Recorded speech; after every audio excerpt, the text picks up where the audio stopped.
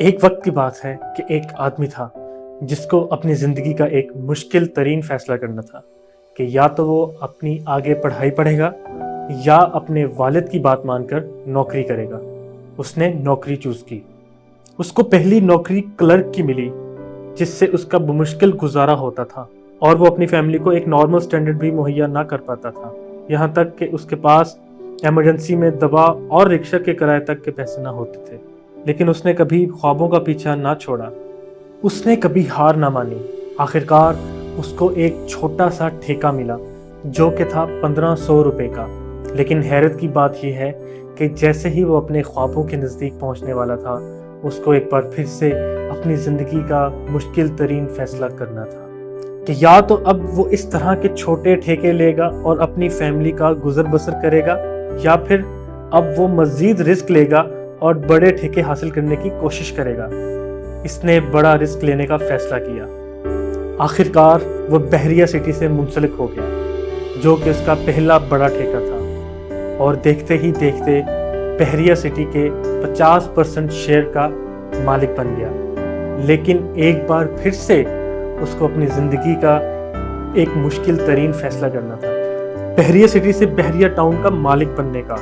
اس نے یہ فیصلہ اور سفر صبر، خدا پر یقین اور اپنی حکمت عملی کے ساتھ جاری رکھا، اور آخرکار بحریہ سٹی سے بحریہ ٹاؤن کا مالک بن گیا۔ لیکن دوستو، آپ کو یقین نہیں ہوگا کہ اس کو ایک بار پھر سے اپنی زندگی کا ایک مشکل ترین فیصلہ کرنا تھا کہ یا تو وہ اپنے خوابوں کو بھول جائے یا پھر اپنی عمر کو بھول جائے۔ اس نے اپنی عمر کو بھولنے کا فیصلہ کیا۔